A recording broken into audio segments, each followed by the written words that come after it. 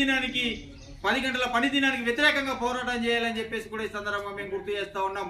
8 గంటల పని దినాలు కావాలని ఎంతో రక్తదర్పంతో ఎంతో ప్రాణత్యాగాలు చేసినటువంటి 8 గంటల పని దినాన్ని పక్కన పెట్టి పెట్టుబడిదారులకు అప్పచెప్పే విధంగా ప్రభుత్వాలే ప్రోత్సహించడం ఇది సరైన విధానం కాదు. అంతేకాదు గ్రామ పంచాయతీ కార్మికులకు గత 3 నెలలుగా పెండింగ్ లో ఉన్న వేతనాలను ఇవ్వాలని చెప్పేసి కలెక్టర్లను, ఎంపీడీఓలను, డిపిఓ వాళ్ళందరికీ కూడా, కమిషనర్లకు కూడా లెటర్లు ఇచ్చినప్పటికీ కూడా ప్రభుత్వం చిత్తశుద్ధి లేకుండా నిమ్మకు నీరెక్కినట్టుగానే ఈ రోజు వ్యవహారం చేస్తూ ఉంది.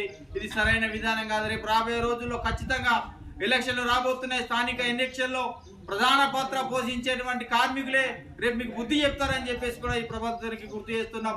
తక్షణమే కార్మికులకు పెండింగ్ వేతనాలు చెల్లించి వాళ్ళని ఆదుకొని రేపు రాబోయే రోజులు అంటువ్యాధులు రాబోతున్నాయి, వాటి నుంచి కూడా కాపాడుకోవడానికి శానిటైజర్లు కూడా అన్ని అందుబాటులో ఉంచి గ్రామ పంచాయతీ కార్మికులను, గ్రామ ప్రజలను ఆదుకునే చిత్తశుద్ధి పూర్తిగా ప్రభుత్వమే తీసుకోవాలని చెప్పేసి కూడా ఈ సందర్భంగా మేము గుర్తు చేస్తూ ఉన్నాం.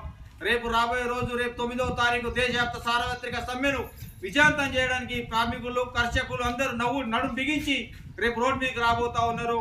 ఇది గుర్తుపెట్టుకో నరేంద్ర మోడీ. రేపు రాబోయే రోజుల్లో ఖచ్చితంగా నీకు కర్రు కాల్చి వాత పెట్టే రోజు ఆసన్నమైందని చెప్పేసి కూడా ఈ సందర్భంగా TUCA గా మేము హెచ్చరిస్తా ఉన్నాం.